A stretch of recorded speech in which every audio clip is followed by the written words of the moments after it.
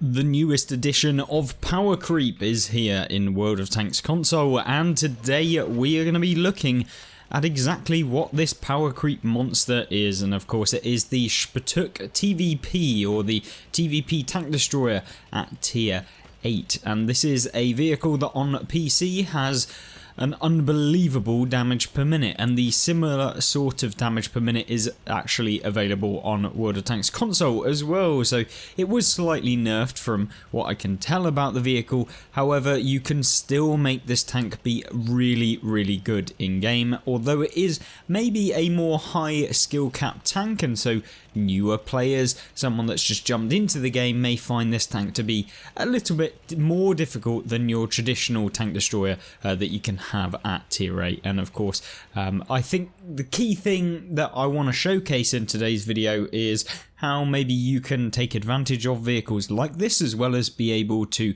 counter the shptk or the shptk within the game itself. So first things first, what is this vehicle? Because borderline, it's a very interesting, kind of more unique and novel tank, and it essentially has the TVP hull, and by TVP hull I mean the TVP VTU. So imagine the TVP VTU coming at you in this thing. Now it's very easy to pen. There is basically no chance of you bouncing off of a TVP hull, and so you really basically are a glass cannon. And you can see here that I'm running the advanced loader as equipment, as well as actually having myself the advanced reload, where you can essentially swap between the rounds in which you can pick. And you saw there, with a 4.2 second reload, we were somehow able to do 430 damage, and that's because,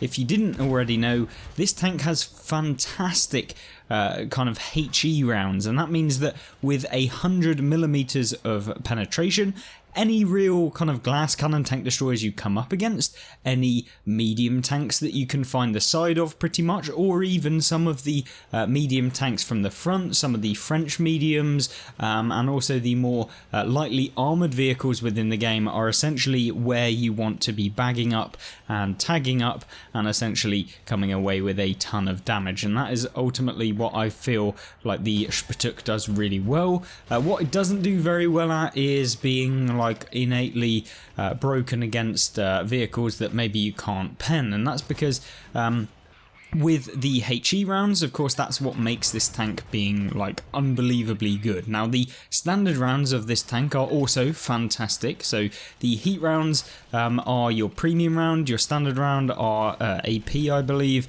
and what you can do with this vehicle is have 240 damage with your standard round, 420 with your premium and HE, and so essentially you're going to be able to deal 3,600 damage per minute with this tier 8 tank destroyer with the standard rounds. Now as soon as you start loading HE, you're looking in the region of about 5,000 damage per minute, which is beyond unbelievable and one of the key selling points of this vehicle.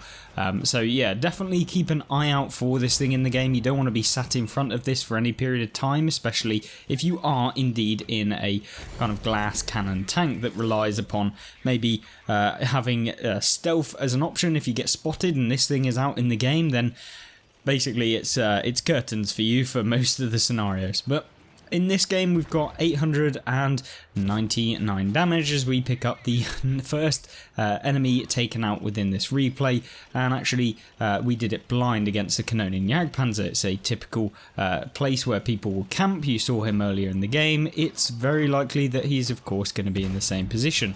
Now one thing I found with this tank is that for some reason the rounds feel a little bit derpy, and that is not necessarily just because they're HE, but it is because the standard rounds are quite slow to actually hit the target. They take a while, and that allows your opponent to kind of dupe you into maybe hitting them in the wrong place, or something goes slightly wrong and you end up not being able to hit them, or maybe miss out on damage. Now for some reason the HE rounds in this thing are actually the fastest of all of the rounds that you can see with this vehicle. vehicle, and so yeah, it's one of those that's very, very weird to come up against. Now, you're seeing here coming up against the Tiger 131, which, because we were firing a heat round, we couldn't actually hit because we only damaged something, and of course, being the Tiger 1 and having the the accuracy and the buffs that have been applied to console since update 6.0, of course everyone just for some reason hits on the move, and you've seen here we've basically taken like what,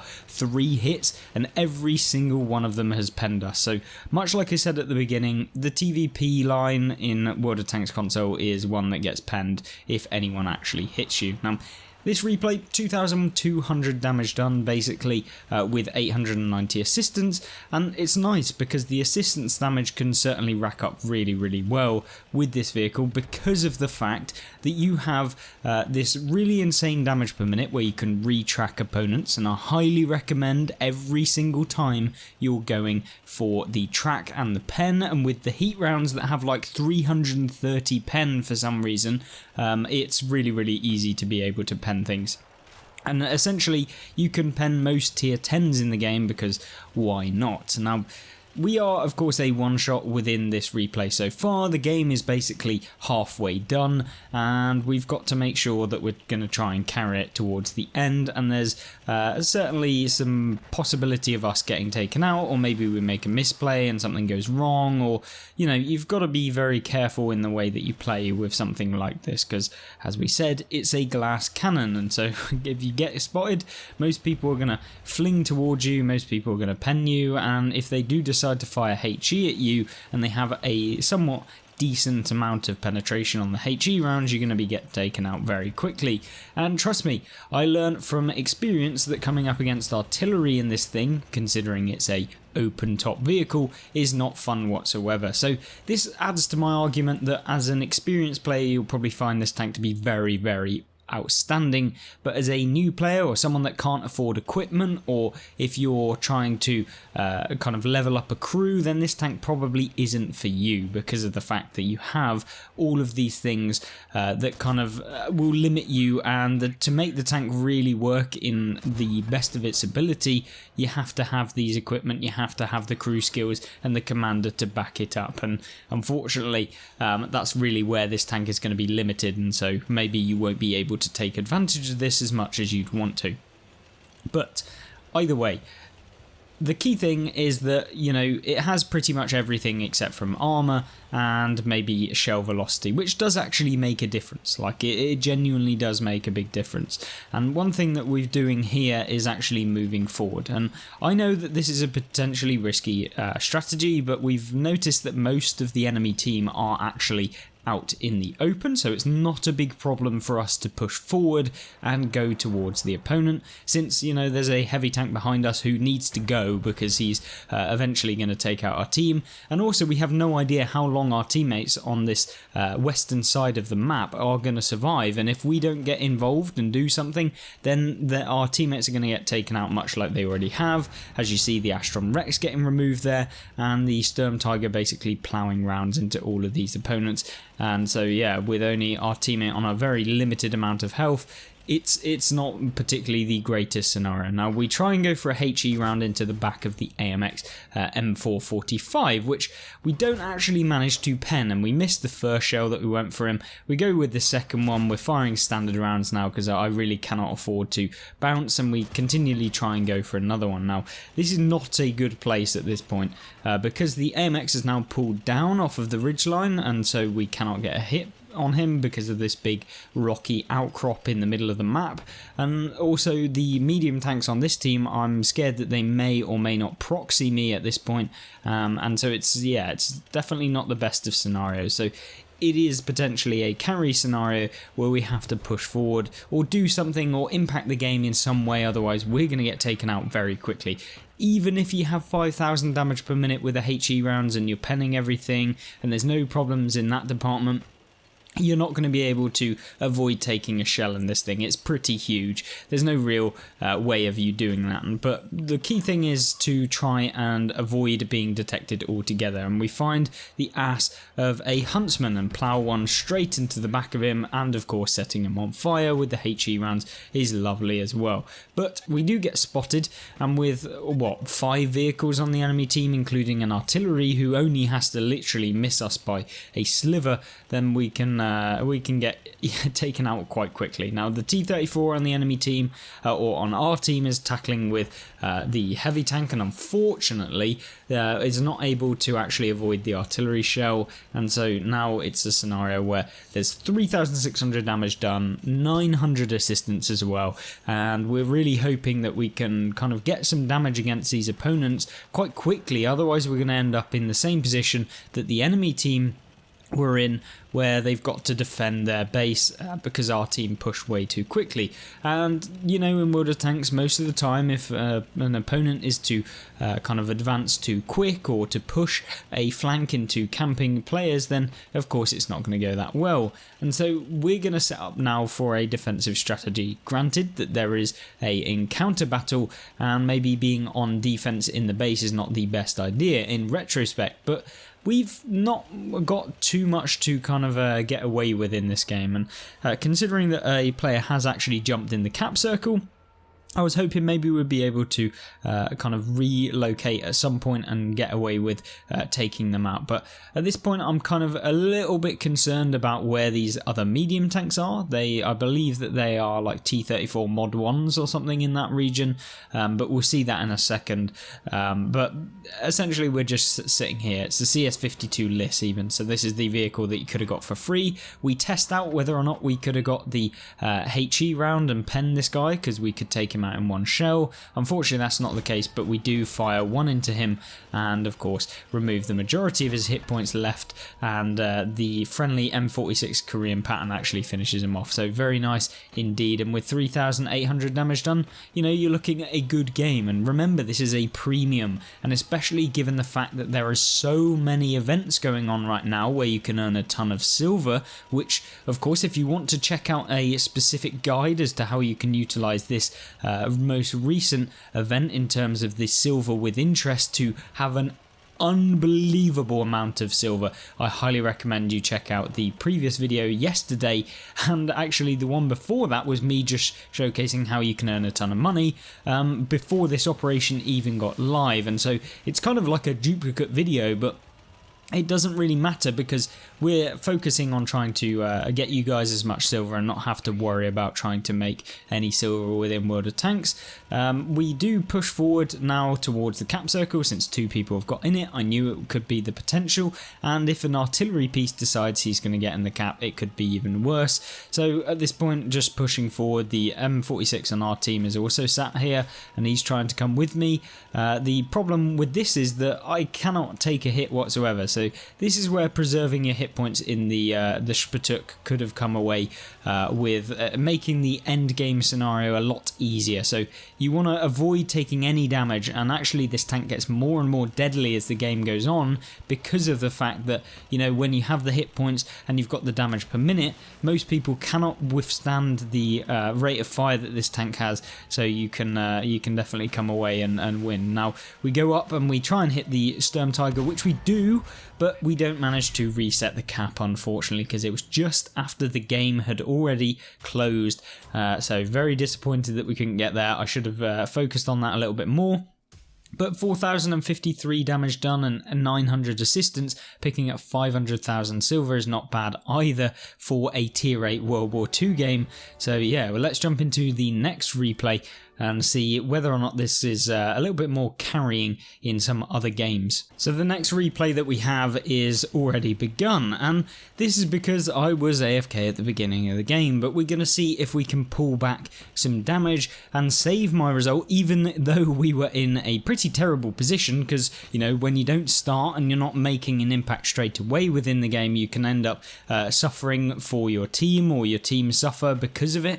And so we've got to find a way of trying to pull it back and maybe even winning this game, considering that the enemy team have pushed so aggressively and are pretty much within our spawn. The majority of the team have basically been sat at the back, and we're already down by a considerable margin, with most of the enemy team actually pushing quite aggressively. You can see me here loading the HE round for the Draugen, since you can pen those very easily with the HE. But yeah, it's certainly not the best scenario whatsoever. So we do try and hit the CS59 in this.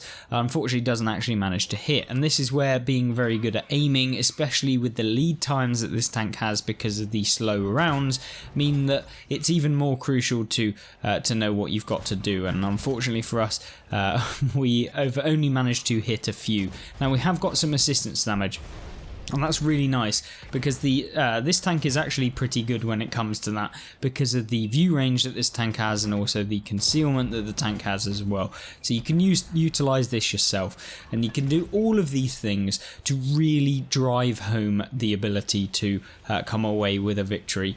And we've picked up, what, 2,200 combined damage, considering we've only really been into this game for about 2 minutes. Yeah, not a bad result whatsoever, but our team is significantly down. It is pretty much looking like a losing game, and that's where I want to talk to you guys about the carrying capacity of the shptk. Now, this tank, if you want to have like an outrageous game, and I'm talking like unbelievable next level gameplay game, then you almost have to win, but you have to win very narrowly, to the point where like you are the one that has kind of pushed forward, you are the one that are going to be doing the damage. Now, unfortunately for us, we have got ourselves into a sticky situation. Now, we get hit by a tank destroyer, which... it's not what you want to know when you are trying to carry or come away with a victory. Now, the Scorpion on the enemy team is YOLOing in, and I'm thinking, uh-oh, this is curtains completely. There's no way we're coming away with a victory. We set the Scorpion on fire and then quickly get him out of the game. But the game is not over, because this is where people just completely forget about how powerful this tank is. Now, the Emil 1 on the enemy team is pushing forward. He only manages to track us with the next shell, and then he is going to miss the third shell, and then he is completely out. He fired one at the beginning, he fired another one, and now we've got to just farm him up as quickly as possible. We retrack him, we're going to reload again, we plow one straight into the side of him, and hopefully we'll get another one. There's a tank destroyer coming from behind, and oh no, we're shut down. Now, the whole point in showcasing this replay is not to showcase that, you know, this tank is perfect, because I feel like it is very, very powerful. It's really annoying to come up against, but it is certainly not a all-round kind of overpowered tank that anyone can jump into and come away with, like, you know, 20,000 damage or something ridiculous. This tank does require a little bit of skill, and unfortunately for me, you know, with the games how they're going, and with the teams losing so quick, and with being preoccupied at the start of the match, of course it's not going to go well, and it's showcasing it in the worst of scenarios. I did not have a good string of games, but that wasn't down to the tank, that was more down to this the kind of gameplay that we were having, and the situation outside of the game as well. But it still shows you that this tank, even if you only have a minuscule amount of time within a game, can have the results that you're hoping for and come away with a ton and a ton of both silver and actual damage, and come away with feeling very rewarding. And it's so fun penning things with HE in this that, yeah, I would highly recommend this tank for pretty much everyone, even if it is just to stay in a garage for a little while, or maybe you learn a few things about glass cannons and stuff like that. But overall, a brilliant tank, and I really do like this entirely. I don't think it's like overpowered to the point where, like, yes, you are just rinsing through people, but I do think that it is a strong, competitive, good, probably even great tier 8 premium that is not that expensive, considering the fact the full price is only 9,000 gold, compared to some of the other vehicles that are way worse and a lot more gold, but maybe wait until it comes onto sale. I don't think it's a go out and get this tank before it's kind of needed, I guess. But other than that, that has been the shptk-tvp. It was a kind of whistle-stop tour of this tank, but hopefully it showcased how this tank actually plays in game, and hopefully if you've played it, you leave your comments as to how you think this thing is playing, and if you've come up against this thing, do you think it's as overpowered as maybe the PC version of it, if you've seen it, or do you think it's as overpowered as some of the other tier 8 tank destroyer premiums that we have in World of Tanks currently? Thank you very much for watching, and don't forget, check out that silver earning potential, because this is the best event Wargaming have ever done in terms of silver, and it is unbelievable. Millions of silver every game. Yes, you heard me right, millions of silver per game. Yeah, unbelievable. Thank you very much for watching, and I hope I see you in one of those videos coming soon. Goodbye.